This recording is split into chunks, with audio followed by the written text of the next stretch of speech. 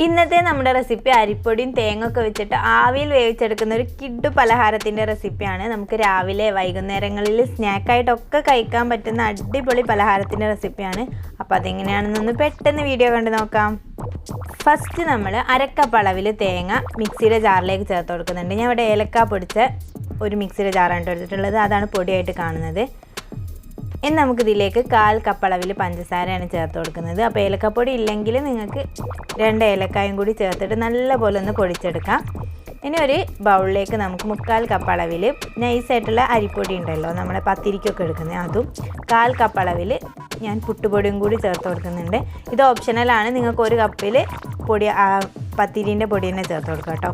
പിന്നെ നമുക്ക് കുറച്ച് ചെറിയ ജീരകം ഒന്ന് ചതച്ചെടുത്തിട്ടുള്ളതാണ് ചേർത്ത് കൊടുക്കുന്നത്. കുറച്ച് ഉപ്പും കൂടി ചേർത്തതിന് ശേഷം നമ്മൾ നേരത്തെ മാറ്റി വെച്ചിട്ടുള്ള ആ തേങ്ങാ മിക്സ് ഉണ്ടല്ലോ, അതും കൂടി ഇതിലേക്ക് ചേർത്ത് കൊടുക്കാം. 1 ടീസ്പൂൺ അളവിൽ നെയ്യും കൂടി ചേർത്തിട്ട് നല്ലപോലെ കൈവച്ചിട്ടൊന്ന് മിക്സ് ചെയ്തെടുക്കാം. അതിനുശേഷം നമ്മൾ നോർമൽ പച്ചവെള്ളം ചേർത്തിട്ട് നല്ലപോലെ ഇത് പൊടി ഒന്ന് കുഴച്ചെടുക്കണം. ഇളം ചുടുവെള്ളമാണെങ്കിലും പ്രശ്നമൊന്നുമില്ല കേട്ടോ, പക്ഷേ നല്ല പച്ചവെള്ളത്തിൽ തന്നെ കുഴച്ചെടുക്കുമ്പോൾ നല്ലൊരു മയം കിട്ടും.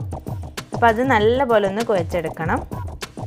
ഒന്ന് ഉരുട്ടിയെടുത്തിട്ടുണ്ട്. ഇനി നമുക്കിതൊരു ചെറിയ ചെറിയ ബോൾസ് ആക്കിയിട്ട് മാറ്റണം. കയ്യിൽ കുറച്ച് എണ്ണ തടവിയതിന് ശേഷം നല്ല ചെറിയ ബോൾസ് ആക്കിയിട്ട് ഇതുപോലെ ഒന്ന് ഉരുട്ടി കൊടുത്താൽ മതി. നിങ്ങൾക്ക് ഇഷ്ടമുള്ള ഷേപ്പിൽ ചെയ്തെടുക്കാം കേട്ടോ. ഞാൻ ഇവിടെ ഒരു ബോളിൻ്റെ ഷേപ്പിൽ ചെയ്തെടുക്കുന്നുള്ളൂ.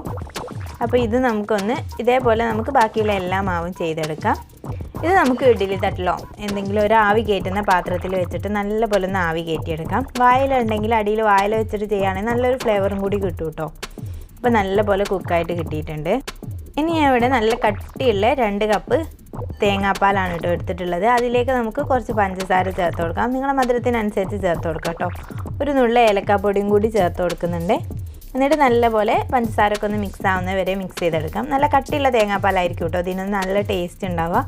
ഇനി നമുക്കൊരു പാത്രത്തിലേക്ക് നേരത്തെ ആവിയിൽ വേവിച്ചതൊന്ന് ഇട്ട് കൊടുത്തതിന് ശേഷം അതിലേക്ക് നമുക്ക് തേങ്ങാപ്പാലിൻ്റെ ആ ഒരു മിക്സും കൂടി ഒഴിച്ച് കൊടുക്കാം. പിന്നെ 1 ടീസ്പൂൺ അളവിൽ നെയ്യും കൂടി ചേർത്ത് നല്ലപോലെ ഒന്ന് മിക്സ് ചെയ്തെടുക്കുന്നുണ്ട് കേട്ടോ.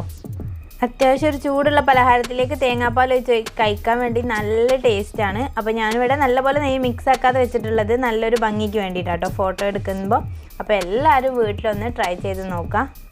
അപ്പോൾ വീഡിയോ ഇഷ്ടമായിട്ടുണ്ടെങ്കിൽ ലൈക്ക് ചെയ്യേണ്ട കാര്യം മറക്കല്ലേ. അതുപോലെ നമ്മുടെ ചാനൽ ആദ്യമായിട്ട് കാണുന്നവരാണെങ്കിൽ ഇതുപോലത്തെ സിമ്പിൾ റെസിപ്പികൾക്കായിട്ട് ഈ ചാനൽ ഒന്ന് സബ്സ്ക്രൈബ് ചെയ്തും കൂടി സപ്പോർട്ട് ചെയ്യുക. അപ്പോൾ ഇതുപോലത്തെ നല്ല ഈസി ആൻഡ് ടേസ്റ്റി റെസിപ്പി ആയിട്ട് കാണുന്നത് വരെ ബൈ. Thank you.